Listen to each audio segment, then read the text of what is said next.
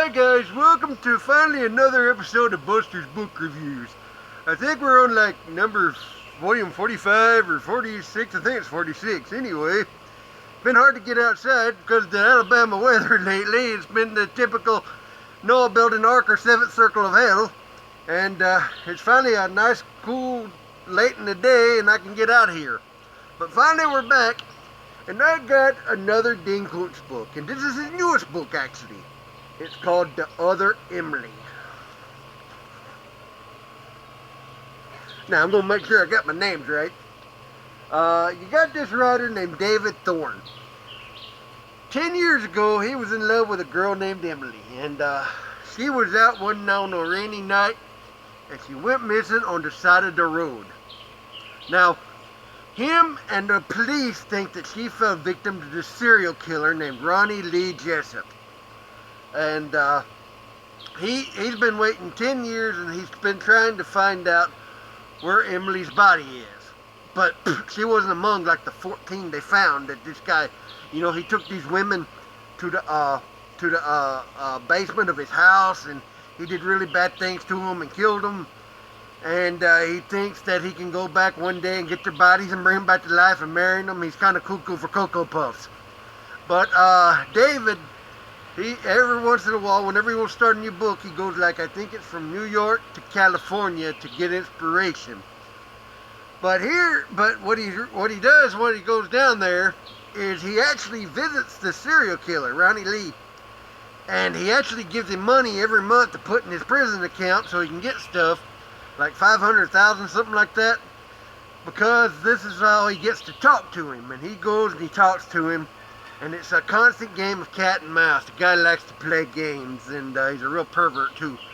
But anyway, David is desperate to find out if Emily was one of the ones he killed, and if where her body is, so he can bring it home to put her at peace, him at peace, and her mother at peace. He loves her mother too. She's a nice blind lady. But then one night David's having dinner at a bar. And he looks and he's like, holy crap, that looks just like Emily. He goes over, he talks to this girl, and she knows who he is too, because he's a writer, and of course she recognizes him from his jacket photo and everything. But, it turns out that she doesn't just look like Emily, she talks like Emily, she acts like Emily, she kisses like Emily, and does other things like Emily.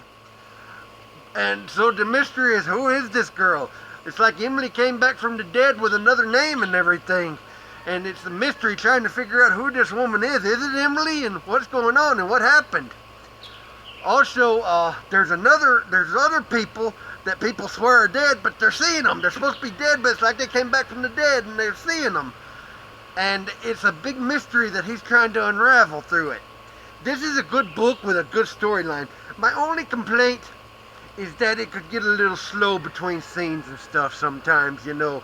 Like, if you remember my review of Elsewhere by Dean Koontz, where I had my dadgum head cut off, it was really a lot more action-packed, and I gave that one 5 stars. I'm not saying this is a bad book by no means. This is a good book, worth a read, definitely. It's just not as action-packed as some of his books, you know. It can get a little slow in places. But you definitely, I'll give it an A+ for a dadgum twist ending and stuff. Things you don't see coming. But it's definitely a good read, and I give it 4 stars. And this definitely won't be the last Dean Koontz book on my channel. Because he's one of my favorite writers. Well, he is my favorite writer. But that'll do it for this book review. Like the video, subscribe to the channel. Follow Chris Snider at Chris Snider83. Buy all of his books on Amazon. And you can get them on Kindle too. And if you have Kindle Unlimited, you can read them for free. So that's always a good thing. And I guess there's nothing more to say except as me and Chris always say, happy reading.